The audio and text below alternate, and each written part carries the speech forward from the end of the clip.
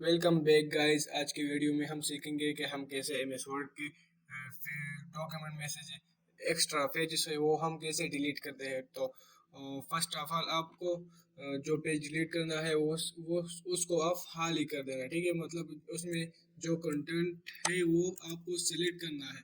उसके बाद आपको बैक स्पेस या डिलीट का बटन दबाना है, ठीक है ना। तो खुद देख लीजिए, आपका पेज एक पेज जो कि पेज नंबर 2 था वो डिलीट हो गया, ठीक है ना।